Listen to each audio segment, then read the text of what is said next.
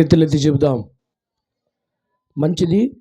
ఈ రాత్రికాల సమయం మందు దేవుడు నాకు ఇచ్చిన సమయాన్ని బట్టి మరొకసారి దేవునికి ఘనత, మహిమ, ప్రభావములు కలుగునుగాక.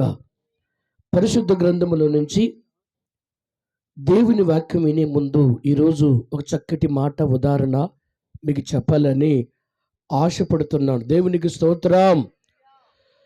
దేవుడు పెట్టిన పరీక్షలో గెలిచిన వారు, దేవుడు పెట్టిన పరీక్షలో గెలిచిన వారు ఒక 5 గురించి చూద్దాం. అలాగనే 5 ఓడిపోయిన వారు కూడా ఉన్నారు. దేవుడు పెట్టిన ఆ పరీక్షల్లో గెలిచిన వారు చెప్పండి. 5 ఓడిపోయిన వారు. ఇది కొద్ది మాటలే, అంటే బైబిల్లో చాలా విషయాలు ఉంటాయి. ప్రభుకు మహిమ కలుగునుగాక. సరే, ఈరోజు గెలిచిన వారిని గురించి విందామా, ఓడిపోయిన వారిని గురించి విందామా? చెప్పాలి. ఓడిపోయిన వారి గురించి వినాలి. ఓకే, మీరేమంటారండి? గెలిచిన వారి నుంచి ఇద్దరు. అబ్బా, దేవునికి మేము కలుగునుగాక. మీరు అంత సమయం మరి మీరు ఉంటారా? అంత సమయం మీరు వింటారా? ఇద్దరిని గురించి వాక్యం చెప్పాలంటే తెల్లారిద్ది. ఈ మాటలే ఒక్క మాట దూరగా 100 మాటలు పలికిస్తాడండి దేవుడు. అది వాక్యం సెలవిస్తుంది. దేవుని మాట జీవపు ఓట. మరి ఓట అంటే ఏంటి? ఒక్క మాటలోనే 100 మాటలు ప్రభు ఏం చేస్తాడండి? మాట్లాడిస్తాడు. వీలైతే సాధ్యమైనంత వరకు గెలిచిన వారిని గురించి రాత్రి విందాము. ఓడిపోయిన వారిని గురించి దేవుని చిత్తమైతే, ఆయన రాకడ ఆలస్యమైతే, మనము దేవుని యొక్క చిత్తానుసారంగా అయితే మరొక రోజు వినటానికి ప్రయత్నం చేద్దాం. 5 కూడా నేను సజీవంగా మాట్లాడటానికి నాకు సమయం దొరకపోవచ్చు. అయినప్పటికైనా ప్రభు మాటను బట్టి ఈ 5 ఒక్క 5 మనము నెమ్మదిగా వినాలి. ఒక్క మాట చెప్పండి. దేవుడు పెట్టిన పరీక్షల్లో గెలిచిన వారు. నెంబర్ 1 ఫస్ట్ ఎవరు చూద్దామంటే అబ్రహామును చూడవచ్చు మనం. దేవుడు పెట్టిన గాయం, దేవుడు పెట్టిన శ్రమ, దేవుడు పెట్టిన ఆ అపవాది ఇచ్చిన ఆ శోధన నుంచి దేవుడు అతన్ని విడిపించినట్టుగా మనం చూస్తాము. ఆదికాండము 39వ అధ్యాయం పరిశుద్ధ గ్రంథముల నుంచి 22వ అధ్యాయము, ఆదికాండము 22వ అధ్యాయం చూడండి ఒక్కసారి. ప్రభు మాట్లాడుతున్న మాటను బట్టి మనం చూద్దాం. 22వ అధ్యాయం 1 నుంచి 18 వరకు చదివితే, ఆ సంగతులు జరిగిన తర్వాత దేవుడు అబ్రహామును పరిశోధించెను. ఎట్లనగా ఆయన అబ్రహామని పిలువగా, తన చిత్తము ప్రభువా, నీ చిత్తము నాయనని విధేయత కలిగిన వ్యక్తిగా మనము చూస్తున్నాం.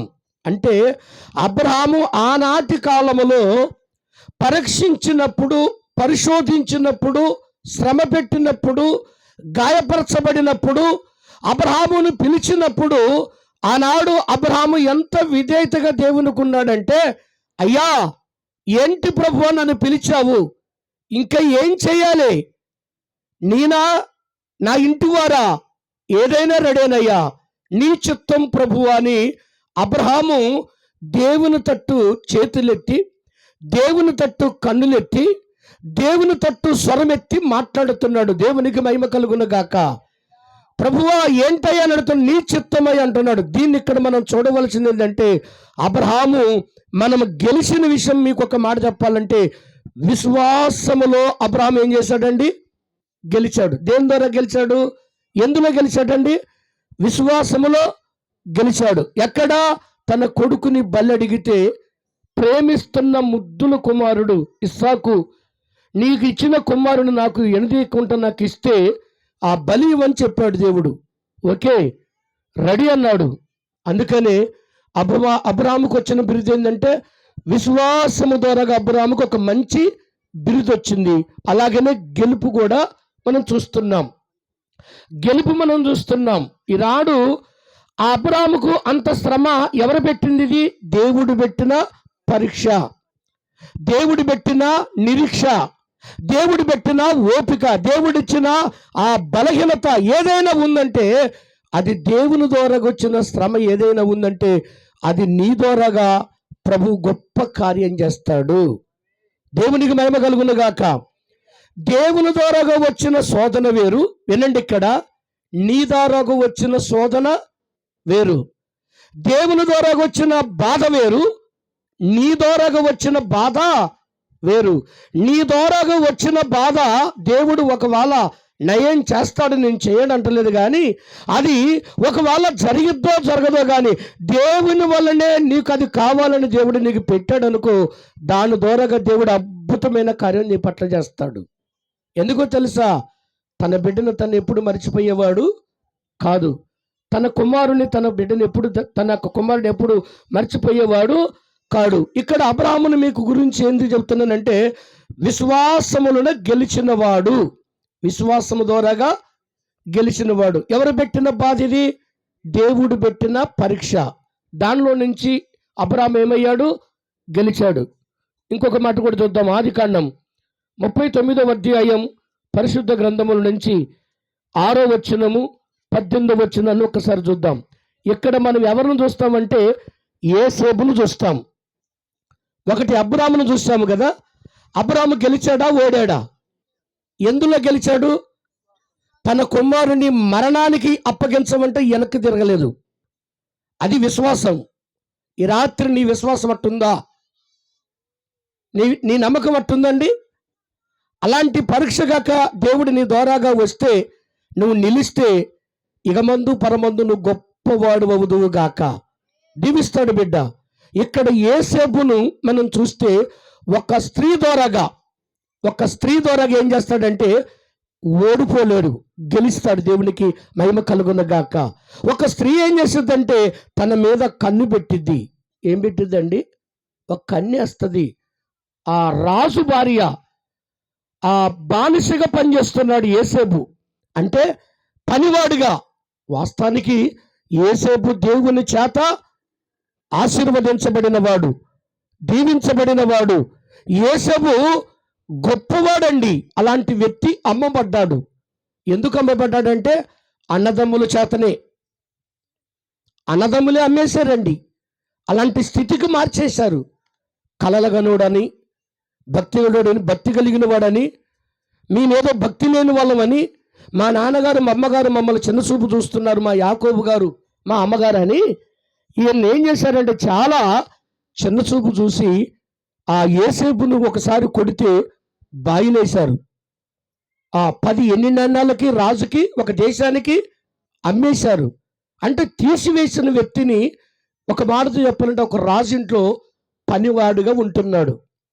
పనివాడుగా ఉంటున్న ఆ సమయంలో ఆ మనిషి పనివాడుగానే ఉంటున్నాడు, కానీ అతని నమ్మకాన్ని బట్టి, అతని పనిని బట్టి, అతనికి అప్పచెప్పిన బాధ్యతను బట్టి ఆ ఇంటి యజమానుడు రాజు అతడు పనివాడిగానే పెట్టుకున్నాడు, కానీ ఆ ఇంటి బాధ్యతలన్నీ కూడా మరి యోసేపుకి అప్పచెప్పాడు రాజు.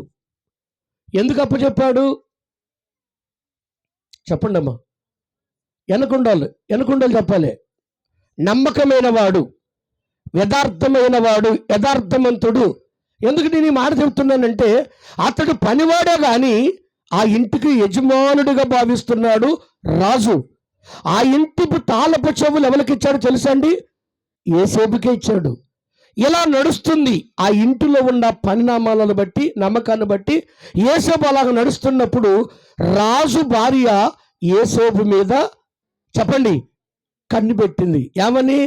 నువ్వు నాతో సేవించాలి, నువ్వు నాతో కలిసి మాట్లాడాలి, నువ్వు నాతో కలిసి ఉండాలి అని తన బలవంతం చేస్తే యోసేపు అక్కడ ఓడిపోకుండా గెలిచినట్టుగా మనం చూస్తున్నాం. చేతులెత్తి ప్రభుకు స్తోత్రాలు చెబుదాము.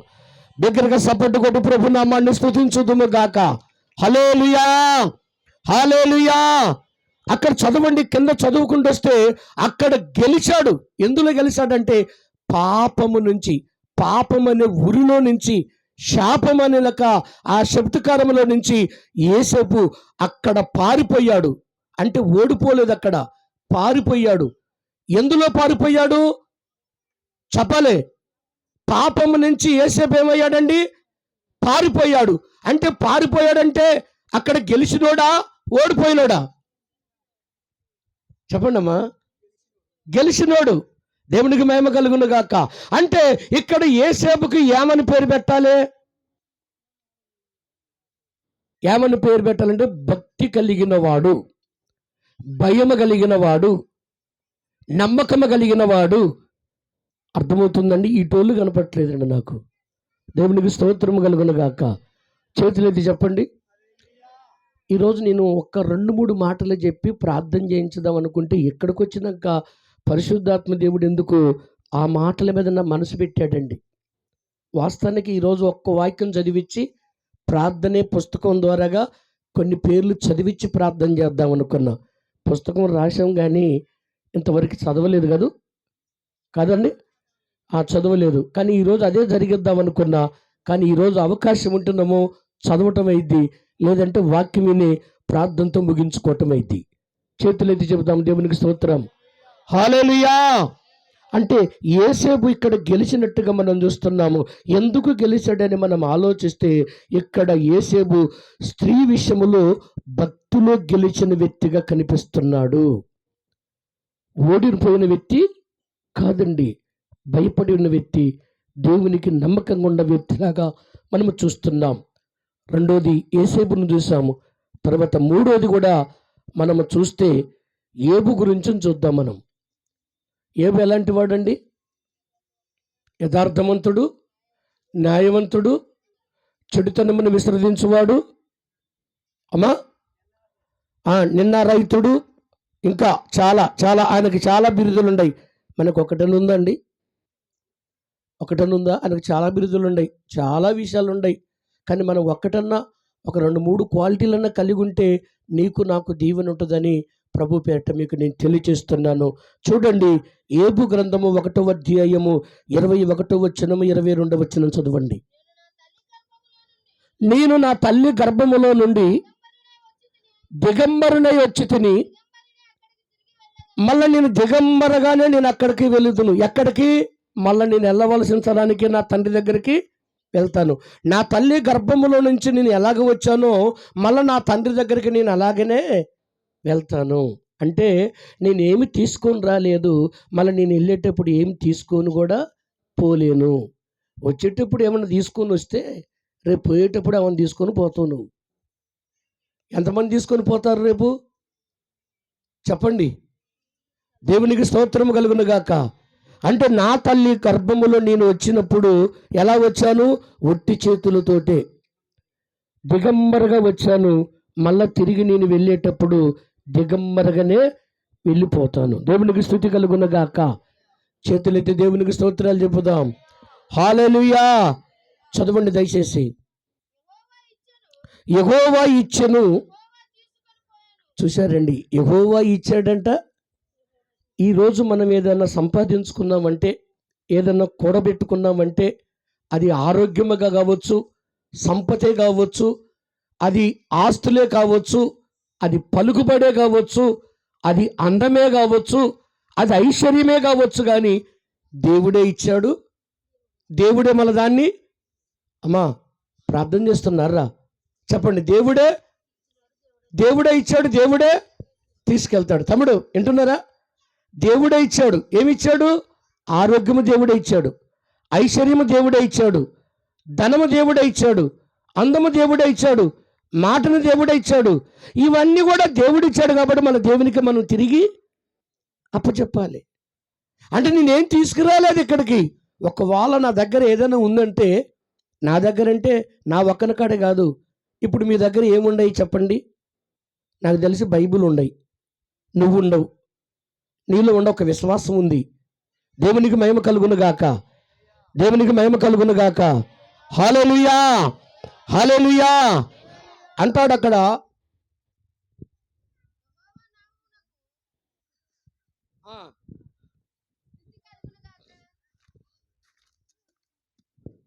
చదవండి, పర్లేదు. యెహోవా నామమునకు స్తుతి కలుగును గాక. అమ్మ ఒక్కసారి మీ నోటి కూడా చెప్పండి. యెహోవా నామమునకు స్తుతి కలుగును గాక. చెప్పాలి. యెహోవా నామమునకు ఘనత కలుగును గాక. యెహోవా నామమునకు మహిమ కలుగును గాక.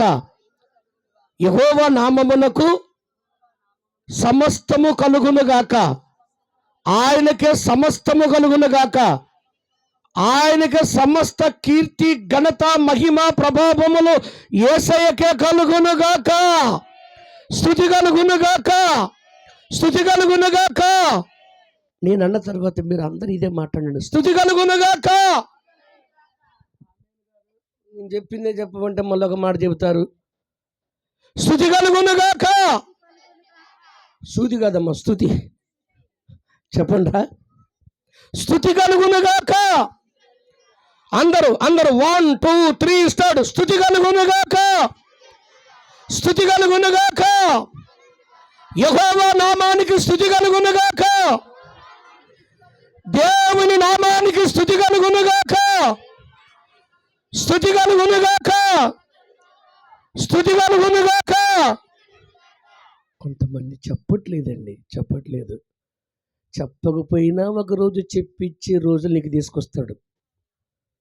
హల్లెలూయా చెప్పరు కొంతమంది, స్తుతులు చెప్పరు కొంతమంది. ఏవండి, చెప్పించే ఆయన ఒక ఆయన ఉన్నాడు, చెప్పించేవాడిని ఒక ఆయన ఉన్నాడు. దేవునికి మహిమ కలుగును గాక. ఆ మాట చదువము మరొక్కసారి. యెహోవా నామమునకు స్తుతి కలుగును గాక.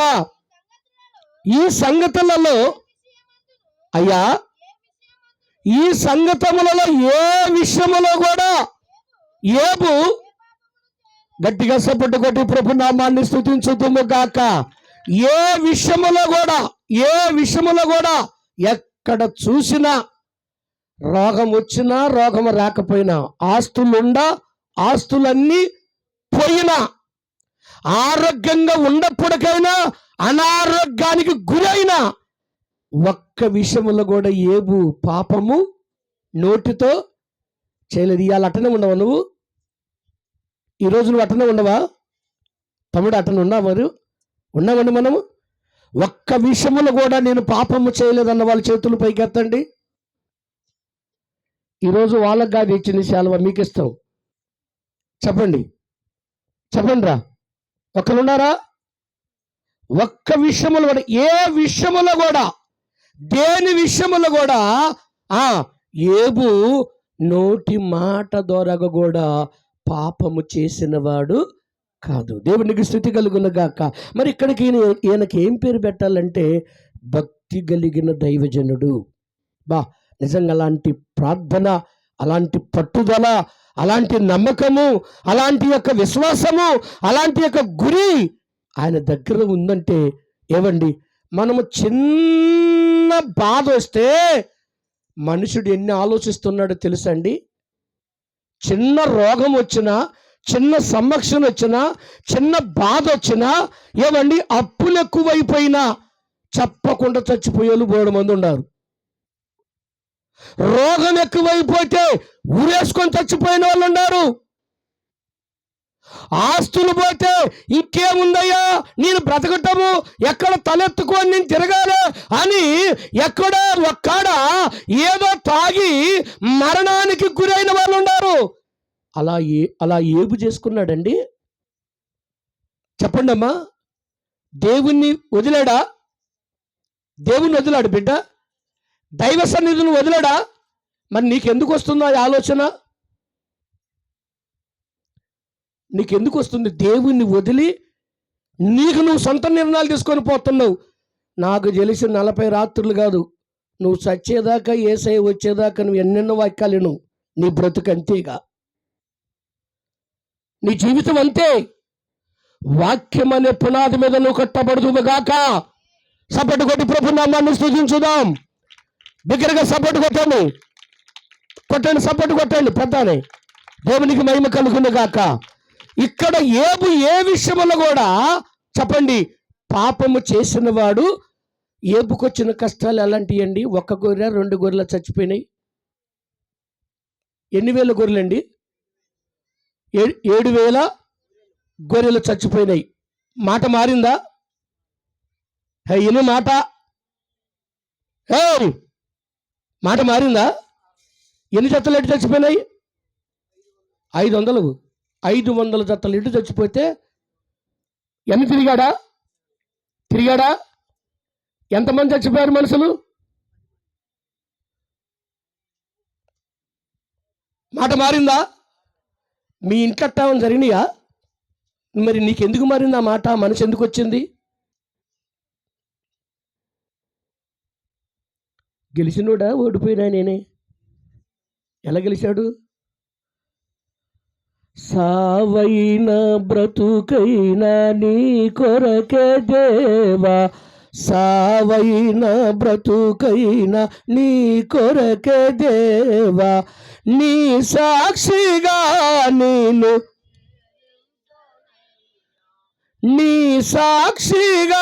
నేను జీవిద్దునయ్యా ప్రభువా,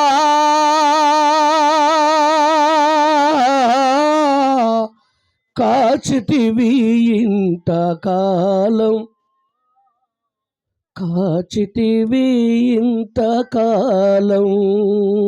సావైన బ్రతుకైనా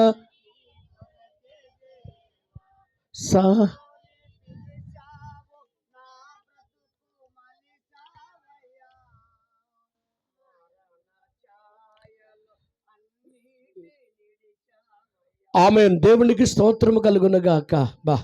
ఏం సాంగ్స్ అండి! అది నెంబర్ 1 సాంగ్స్ అండి. పాడతాం కానీ దాంట్లో నిలిచి ఉండలేమండి మనం.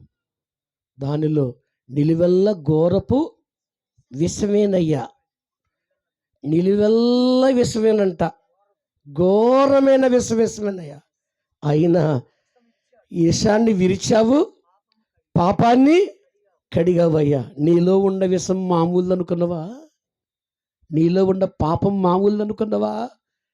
మనలో పాపం పెట్టుకొని, మనలో విషాన్ని పెట్టుకొని, ఏమండి మనం ఏం మాట్లాడుతున్నామో తెలుసా? దేవుడు ఏం చేశాడు? దేవుడు ఏం బాగు చేశాడు?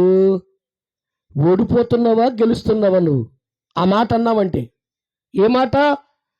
దేవుడు నాకేం చేశాడని నా మాట నువ్వు వచ్చిందంటే నువ్వు ఓడిపోయినావు, గెలవలేదు, గెలిచే రంగంలో నువ్వు లేవు. ఈ రాత్రి నీ జీవితంలో ముద్ర వేయబడును గాక, ముడి వేయబడును గాక. యేసయ్య నామములో నీ పునాది గట్టిగా ఉండును గాక. ఓడిపోయే వాడిలో ఉండకూడదు, గెలిచేవాడుగా ఉండాలి. మన దేవుడు ఎలాంటి వాడంటే ఓడిపోనిచ్చేవాడు కాదు. అందుకని అంటాం కదా, నేను ఓడిపోనయా,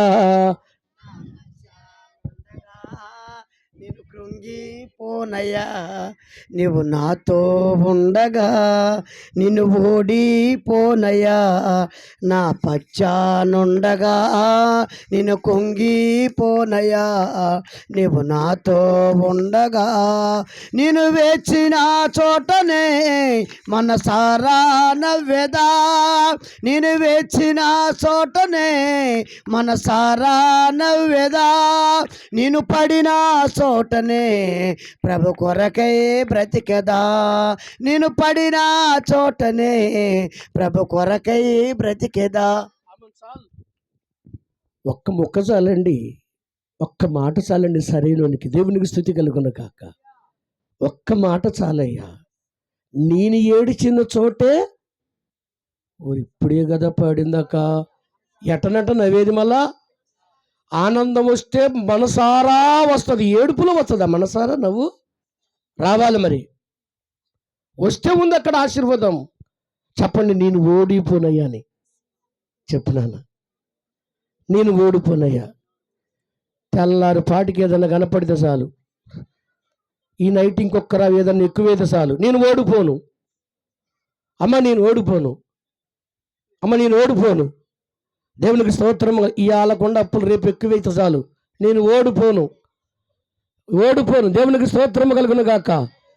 3 సార్లు అయినా మోషన్స్, రేపు 6 సార్లు అయితే చాలు, నేను ఓడిపోను. చెప్పు, నేను ఓడిపోను. చెప్పమ్మా, నేను ఓడిపోను. ఇప్పుడు 10 రోజులే, 12 రోజులే ఉపవాస ప్రార్థనలు, 40 రోజులకి నేను ఓడిపోను. తిండి కాడ ఓడిపోను, పండుకునే కాడ ఓడిపోను. దేవునికి స్తోత్రం కలుగును గాక. నేను ఓడిపోనయా,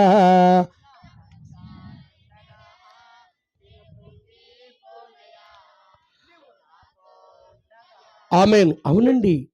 ఎంత చక్కటి మాట అండి. ఎంత చక్కటి పాట అండి. ఒకసారి ఎంత చక్కని మాట అండి. ఎంత చక్కటి పాట అండి. చెక్క చెక్క అంటున్నారు గానీ దానికి ఏం చెప్పట్లేదు. ఎంత చక్కని మాట అండి. ఎంత చక్కని పాట అండి. ఇది చెప్పమన్నా. చూడు ఆ తల్లి అట్టనే చూస్తుంది. ఏం చెప్పమన్నా నేను?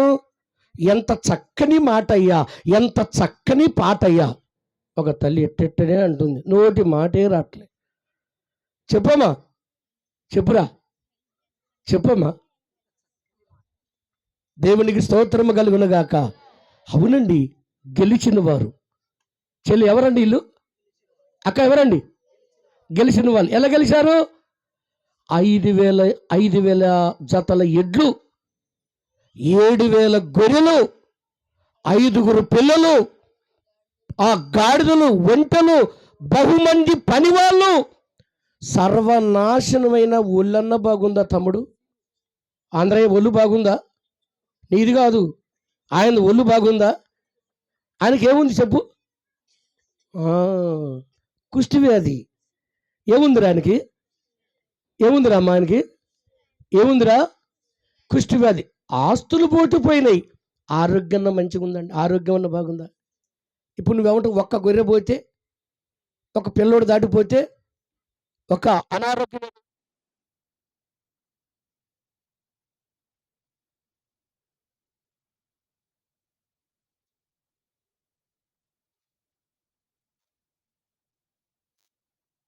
కాచితివి ఇంతకాలం. ఎంతకాలం అంటే నేనున్నంత కాలము, నిమిషాలు, గంటలు, రోజులు, వారాలు, నెలలు, సంవత్సరాలు, ఇంతకాలం బ్రతుకున్నానంటే నీ కృప మాత్రమే తండ్రి అని పాడుతున్నాడు. అవునండి. ఇక్కడ ఏబును గురించి వర్ణించాలంటే దమ్ము ధైర్యం చాలవనండి. చెప్పటానికి నేను కూడా చెప్తాను కానీ అంతమందిని పోగొట్టుకుంటే మళ్ళీ ఇక్కడికి వచ్చి వాక్యం చెబుతున్నా నేను. నా ముచ్చటే చెబుతున్నా అమ్మ. మీరైతే నిలబడతారనుకుంటా. మీరు నిలబడతారులేండి. దేవునికి మహిమ కలుగునుగాక. అన్నిటిని కోల్పోయిన వ్యక్తి తన శరీరానికి కుష్టి వ్యాధి, కుక్కలు వచ్చి నాగుతున్నాయంట తమ్ముడు. అట్టవన్నీ వచ్చినాయి నీకు? ఎందుకు మారుతున్నావు నీ మాట? హేయ్, ఎందుకు మారుతుంది నీ మాట? ఎందుకు మారుతుంది నీ యొక్క ఆలోచన? ఎన్నండిరా. చేతులెత్తి చెబుతున్నక్క తమ్ముడు, చేతులెత్తి చెబుతున్న తమ్ముడు, తమ్ముడు చేతులెత్తి చెబుతున్న తమ్ముడు, దేవుడు అన్యాయస్తుడు కాదురా నాన్న. న్యాయాధిపతి, న్యాయానికే న్యాయాధిపతి, రాజులకే రాజు, రారాజు రారాజు రారాజు. దేవునికి మహిమ కలుగునుగాక. తమ్ముడు, ఆయన అంటాడు, అదిగో గెలిచిన వ్యక్తి అంటే అట్టుండాలి.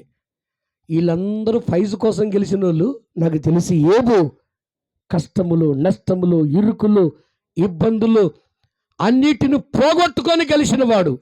గెలిచాడని ఎందుకు చెప్పాడంటే 7,000 గొర్రెలు పోతే ఎన్ని ఇచ్చాడు? కొట్ట సపట తమ్ముడు, కొట్ట. నువ్వు బైబిల్ తర్వాత చదువులారా సిమోను? కొట్టు, సపోర్టు కొట్టు, గట్టిగా సపోర్టు కొట్టు. ఆమేన్. 7,000 గొర్రెలు పోతే 14,000 గొర్రెలు వచ్చినాయి. గెలిచాడా ఓడిపోయాడా? గెలిచాడు. ఆ 7,000 పోయినప్పుడు మనం ఓర్పుతో ఉంటేనేగా. ఆ 7,000 రూపాయలు అదే 7,000 గొర్రెలు పోయినప్పుడు మనం మంచిగా ఉంటేనే కదండి ఆ 14,000 గొర్రెలు ఇచ్చేది. దాంట్లో ఒక్కడు పోయిన కన్నా మనం ఎగిరిపోయినాం. మన విశ్వాసం, మన భక్తి, మన ఆలోచన దేవుళ్ళో ఓడిపోయింది. ఓడిపోయిన వాళ్ళు ఎక్కడెక్కడ ఉన్నారు నాకు తెలిసి. గెలిచిన వాళ్ళు తక్కువ, ఓడిపోయే బ్యాచ్ ఎక్కువ. అందుకని మొదట మనోడు అదే అన్నాడు. ఓడిపోయిన చెప్పాయి గారు మన బ్యాచ్ అదే కాబట్టి అదే ఖచ్చితంగా చెప్పాడు. మన బ్యాచ్ అంటే అది ఓడిపోయిన బ్యాచే కాబట్టి ఇదే కరెక్ట్ అయ్య గారు. ఎక్కడ గెలుస్తున్నాం మనము? దేవునికి మహిమ కలుగునుగాక. హల్లెలూయా. ఏబు ఇక్కడ ఏం చెప్పుకోవాలంటే భక్తి విషయములో ఏబు గెలిచిన వ్యక్తి. ఒకటి నెంబర్ 1, అబ్రహాము విశ్వాసములో గెలిచాడు. ఏబు స్త్రీ పాపమందు గెలిచాడు. ఏసేబు స్త్రీ ఒక పాపము చెయ్యకుండా దేవునిలో గెలిచినవాడు. పాపాన్ని విసర్జించాడు, భక్తిలో నిలబడ్డాడు, శక్తిని పొందుకున్నాడు, అక్కడే నిలబడ్డట్టుగా చూస్తున్నాం. మూడోది ఏబు. ఏబు అన్ని విషయములో ఒక్క దాంట్లో కూడా తప్పిపోకుండా దేవుల్లో ముద్ర వేయబడి ఉన్నవాడు, దేవుల్లో నమ్మకమైన వాడిగా ఉన్నాడు. అంటే ఆ ఏబులో మనం ఏం చూస్తామంటే భక్తిని చూడవచ్చు. చాలా అది భక్తి అంటే. మనం చేస్తున్నాం భక్తి. ఏం చేస్తున్నామంటే ఇప్పుడు దాకా మనం ఎన్నో చేస్తాము, తర్వాత నోటి మాట ఏదో ఒకటి మన జీవితంలో కొరతలు లోట్లే జరుగుతున్నాయండి. అందుకనే దేవుడు ఈరోజు నీతో మాట్లాడుతున్న మాట, పరిశుద్ధాత్మ దేవుడు నువ్వు గెలుదువుగాక. దేవుడు పెట్టిన పరీక్షల్లో గెలిచినవారు. తర్వాత 4 ఆయన దానియేలు. సపోర్ట్ కొట్టండి అబ్బా అనండి ఒకసారి. అబ్బా ఎవరు చెప్పండి? నేనే దానియేలు.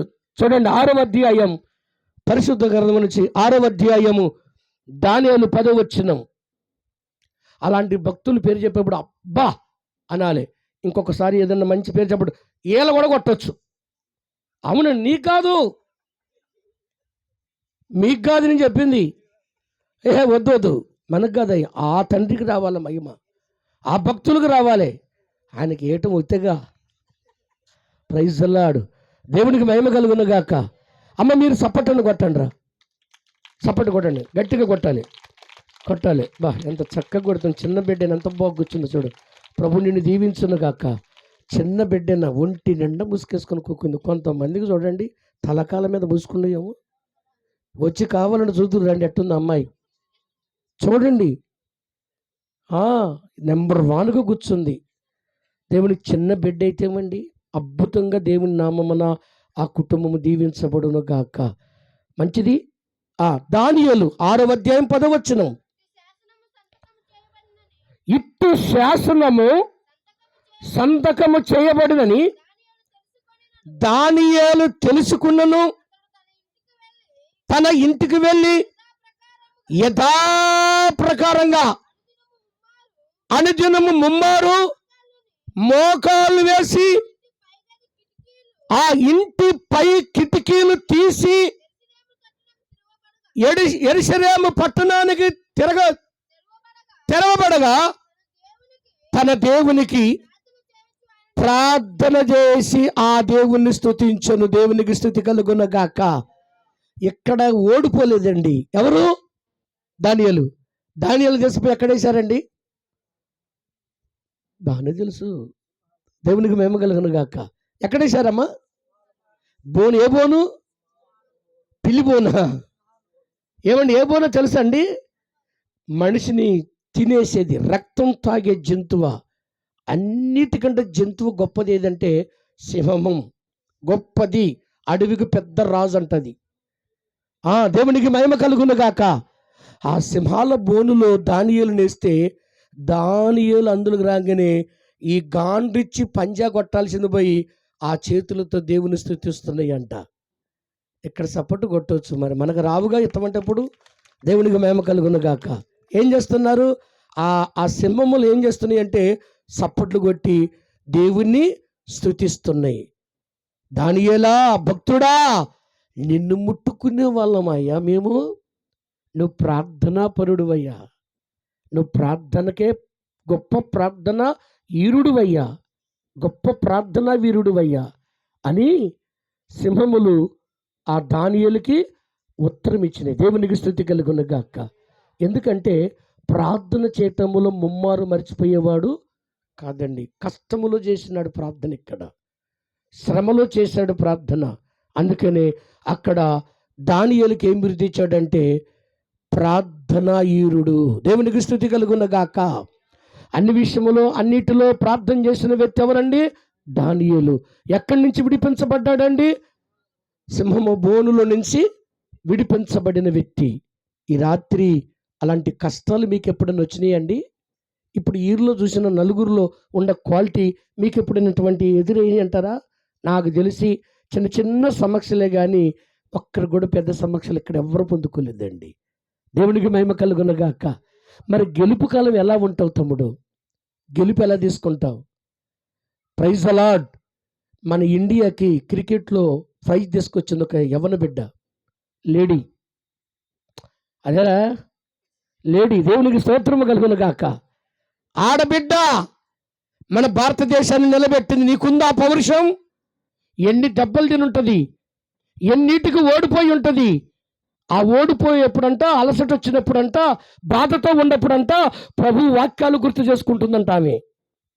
నేను ఓడిపోను, నేను కొంగను, నేను దీంట్లో గెలుస్తా అని నిజంగా ధైర్యవంతురాలుగా ఆ క్రికెట్ ఆడింది, గొప్ప ప్రైజ్ని పొందుకుంది, గెలిచింది. గట్టిగా సపోర్ట్ కొట్టి ప్రభు నామాన్ని స్తుతించుదుము గాక. మరి నువ్వు కూడా ఏం చేయాలి? నువ్వు కూడా ఏం చేయాలి? క్రికెట్ ఆడమని చెప్పట్లేదమ్మా ఎలిజబెత్ అమ్మ గారు. చెప్పమ్మా, క్రికెట్ ఆడమని చెప్పలేదురా. సువార్త, ప్రార్థన, నమ్మకం, యథార్థత, అది అక్కడుంటే గెలుపు నీది, గెలుపు నీది. అవును, నిజంగండి. ఆమెను గురించి అయితే చెప్తుంటా కానీ మంచి ప్రార్థన అప్పుడు చేస్తుంటుంది. ఇది చెప్పిన సంఘంలో అదొక సనుగుడేనండి. నువ్వు ప్రార్థన చేస్తామంటగా మీ ఆయన మీ ఇంటికాడే లేడుగా. మరి ఏబుకి ఎండిపోయినారా నిద్రమొహమాడా?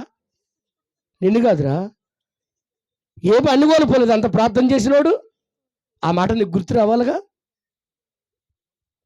ఎలిజబెత్ ప్రార్థన చేసేదానికి నీకేం గుర్తుందో? రోడ్డమ్మడు తిరిగి వాడు జక్కరయ్య గుర్తొచ్చిండు ఇప్పుడు వీళ్ళకి. మరి ఏబు గురించి అన్ని పోయినా పోలేదా? ఆయన ప్రార్థనా పరుడా కాదా? యథార్థవంతుడా కాదా? నమ్మకమైన కాడా కాదా? 5 జతల ఎడ్లు, 500 జతల ఎడ్లు, 500 జతల ఎడ్లు, 7,000 గొర్రెలు, అవన్నీ పోయినా కూడా అతడు యథార్థవంతుడంట, నీతిమంతుడంట, చెడుతనమును విసర్జించడు. ఎందుకు పోవాలి ఇవన్నీ? బుద్ధి ఉండాలి నువ్వు ఈసారి మాట్లాడేటప్పుడు. మీ అయ్య అంత ప్రార్థన గడంటే ఒక్కడ మారలేదు అన్నప్పుడు నోరు మూసుకో. నిన్ను కాదు, నోరు మూసుకో. నాలిక కోసేస్తా. తెలుసా, మా దేవుడు జీవము కలిగిన అనకూడదు. మా సావుకు నన్ను అడబాకు. మేము బ్రతికినా బ్రతకకపోయినా ఏమై ఉండను, ఏదై ఉండను, క్రీస్తుకే మేము బిడ్డలము. ఒకటే కొట్టుకుంటే ఏం కొట్టింది పాపం? దేవునికి స్తోత్రము కలుగును గాక. ప్రైజ్ ది లార్డ్, హల్లెలూయా. చేతులెత్తి చెప్పండి ఒకసారి, బిగ్గరగా చెప్పండి ఒకసారి, సంతోషంగా చెప్పండి ఒకసారి, బాధతో చెప్పండి ఒకసారి. ఏయ్ జాగ్రత్తగా, బాధతో ఉంటే చెప్పమన్నా, బాధతో కాదు సంతోషంగా ఉన్నప్పుడు చెప్పినాం. దేవునికి స్తుతి కలుగును గాక. ఈ రాత్రికాల సమయమందు దానియేలు ఎక్కడున్నాడు రా నాన్న? బోనులో ఉన్నాడురా. ఆ బోన్లో నుంచి ఆయన బయటకు వస్తున్నాడంటే నిజంగా ఒక్క గాయమైందా చెల్లె? ఒక్క రక్తపు బొట్టు ఏమన్నా బయటకు వచ్చిందా? చిన్న గాయమైందా తమ్ముడు? కాలేదు కదా. ఎందుకు కాలేదు తెలుసా? అతనిలో ఉండ ప్రార్థన, విశ్వాసం. ఏం చెప్పిండ్రు సీమను అడే చెప్పండి. దేవునికి మహిమ కలుగును గాక. హల్లెలూయా. విశ్వాసం అన్నాడు. అంత ఇంట్రెస్ట్గా వింటున్నాడు ఇవాళ. ఎందుకంటే ఇలా పొద్దాక నిద్రపోనే వాళ్ళని మొత్తం మీద విజయవాడ పట్టణ మొత్తం అదే జాను వ్యాధి అది అదంతా. దేవుడికి స్థుతి కలుగును గాక. అమ్మ సపోర్ట్ కొట్టరు ఒకసారి, సపోర్ట్ కొట్టండి ఒకసారి. దేవునికి మహిమ కలుగును గాక. నేను ముగించబోతున్నా. ఈ దానియేలు గొప్ప ప్రార్థన పరుడుగా అన్ని విషయాలు ప్రార్థన చేసిన వ్యక్తిగా కనిపిస్తున్నాడు. చివరగా అదే దానియేలు గ్రంథము 3వ అధ్యాయము 23వ వచనం ఒక్కసారి చదవండి. నేనంటే ఆ 10వ వచనం అంతా చదివిస్తే సింహము బోనుల్లో ఉండే దానియేలు ప్రార్థన చేసినట్టుగా చూస్తున్నాడు. నేను త్వరగా కొంచెం వాక్యం చూపించి ఆ దేవుడిచ్చిన ఆ తలంపులతో దేవుడు నన్ను నిలబెట్టుకొని తన వాక్కును పంపి మనందరితో మాట్లాడుతున్నాడు. సజీవంగా మాట్లాడాలంటే సమయం కాదు. దయచేసి మీరందరూ కూడా శ్రద్ధగా వినాలి. అదే దానియేలు గ్రంథము, పరిశుద్ధ గ్రంథములో నుంచి కళ్ళజోడు కోసం ప్రార్థన చేయండి అమ్మ.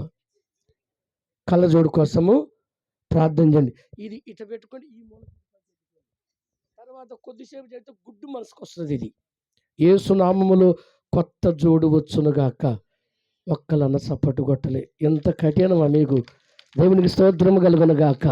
కళ్ళజోడు నాకు సోకు కోసం కాదురా, బైబిల్ చదవటం కోసం.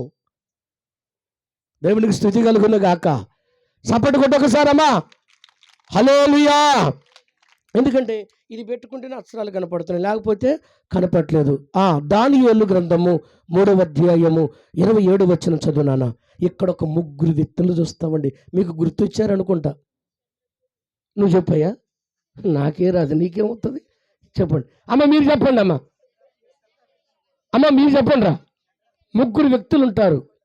శాసనం రాశాడు రాజు, శాసనం రాసి పచ్చమని నిలబెట్టాడు. ఇదిగో మీరు ఇక్కడ నమస్కారము చెయ్యాలంటారు. దేవునికి స్తోత్రము కలుగును గాక. చూడండి, అద్భుతమైన విశ్వాసం అండి వాళ్ళది. మమ్మల్ని ఏదన్నా చేసుకో, పీకకు వస్తావా, కొయ్ కాలు తీస్తావా తీ అని అంటే ఎల్లమే లెక్కేస్తాడు ఏంటి, పీక తీస్తావా, ముగ్గురు లెక్కేస్తున్నారా. దేవుడు మిమ్మల్ని దీవించును గాక. హల్లెలూయా, హల్లెలూయా, హల్లెలూయా, హల్లెలూయా, హల్లెలూయా, హల్లెలూయా, హల్లెలూయా, హల్లెలూయా, హల్లెలూయా, హల్లెలూయా, హల్లెలూయా, హల్లెలూయా, హల్లెలూయా. స్తుతి చేసి నీ పాడనా.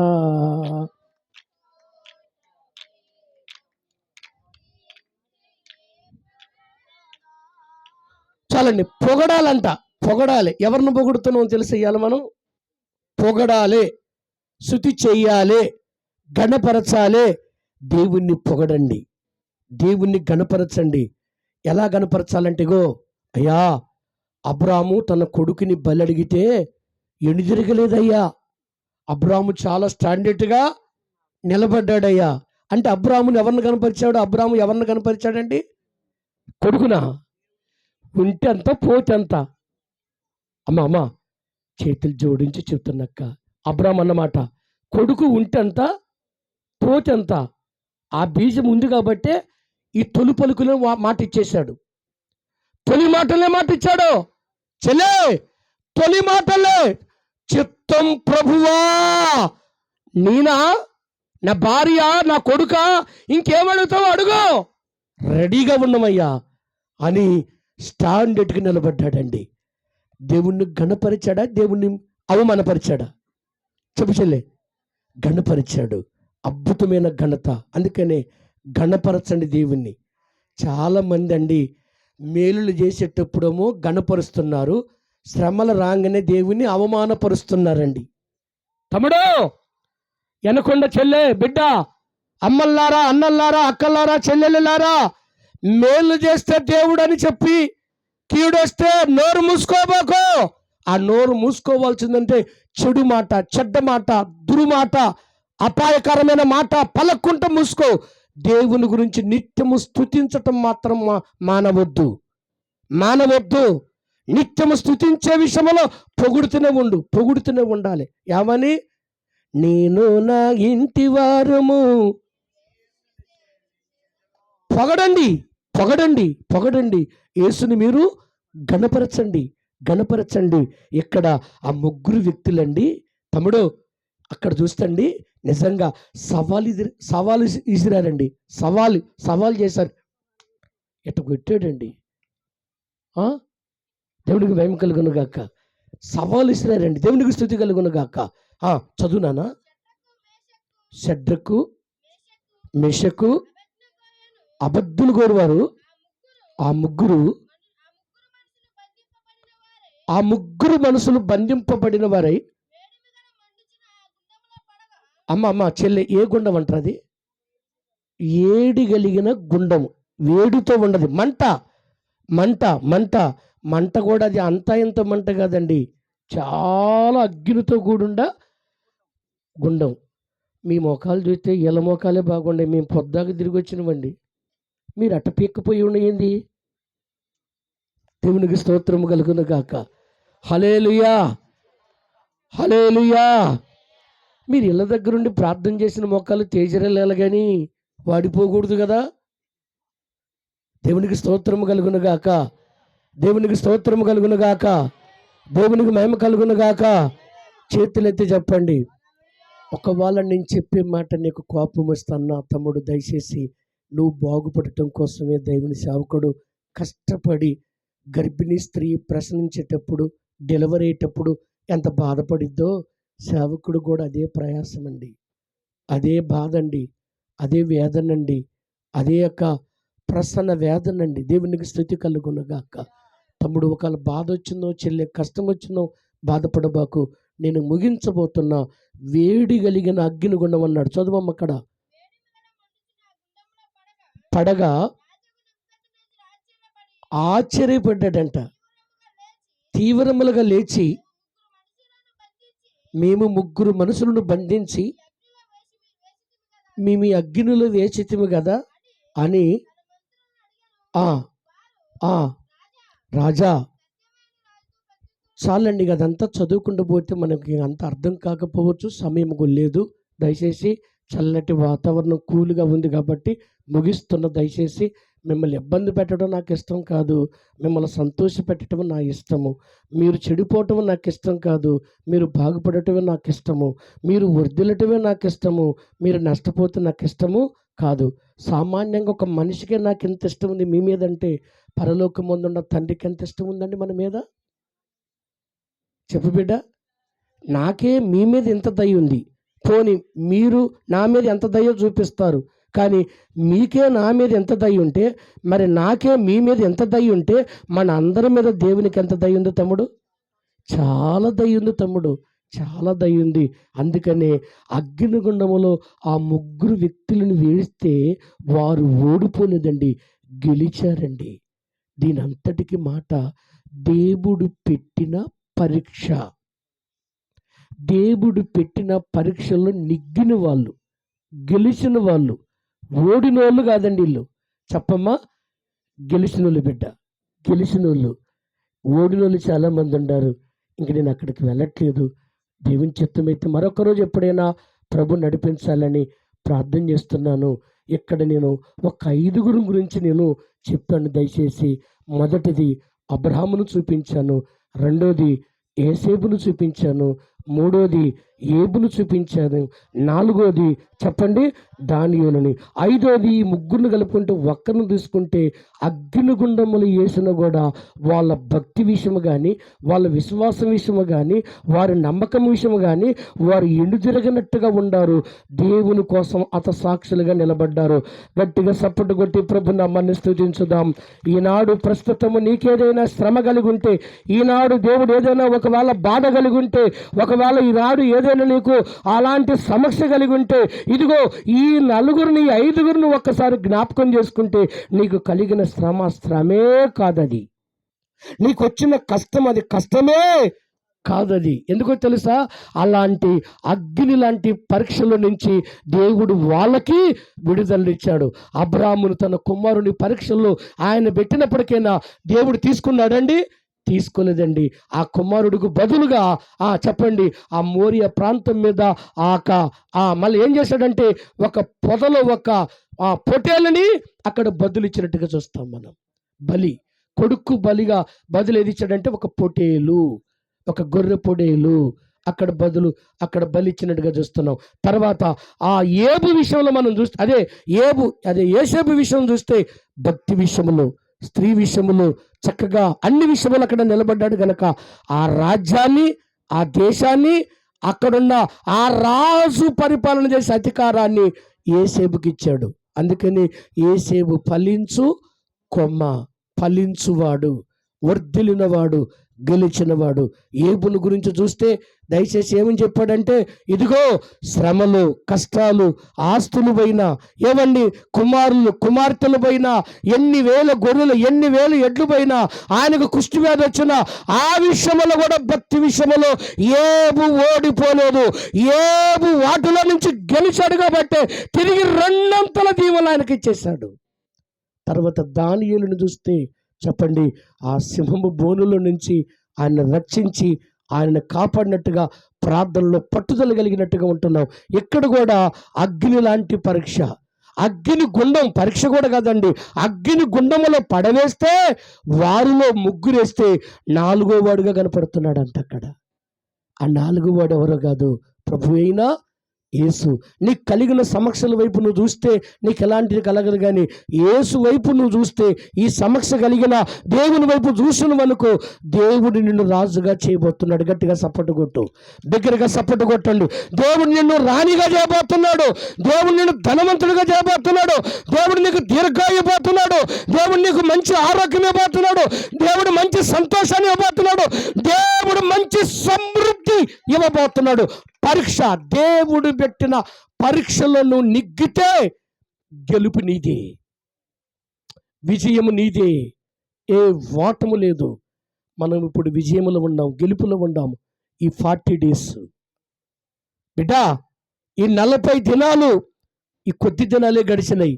భయపడబాక దయచేసి. విజయం నీకే ఇవ్వబోతున్నాడు దేవుడు. విజయం నీకే ఇవ్వబోతున్నాడు తమ్ముడు. విజయం నీకే ఇవ్వబోతున్నాడు. ఎందుకో తెలుసా? నా దేవుడు వాళ్ళకిచ్చిన దేవుడు, చెప్పండి, నాకు కూడా ఇస్తాడు. వాళ్ళకిచ్చిన దేవుడు నాకు కూడా ఇస్తాడు. కానీ వాళ్ళు ఉన్నట్టు మనం కూడా ఉండాలి. వాళ్ళు పొందుకున్నారంటే మనం పొందుకున్నాం, కానీ వాళ్ళు నిలిచినట్టు మనం కూడా నిలవాలి. వాళ్ళని దీవించిన దేవుడు నిన్ను కూడా దీవించునుగాక అని ప్రార్థన చేస్తున్నా. దేవుడి మాటలు దీవించి నడిపించి బలపరచునుగాక. తలలో ఉంచుదాము, కళ్ళు మూసుకుందాం, ప్రార్థన చేసుకుందాం. సమయం లేదు, లిస్ట్ ఏమైనా రాస్తారా, చదువుతారా? ఈ 9-10 నిమిషాలు అవుతుంది. ఇవాళ ఒక్కరోజు, రేపు దేవుని చిత్తాన్ని గాక. తండ్రి, కుమార, పరిశుద్ధాత్మ దేవుడా, ఈ వాక్యాన్ని నీరు కట్టి ఫలింపజేసి మీరే ఆశీర్వదించమని యేసు నామమున అడుగుచున్నాను తండ్రి. ఆమేను.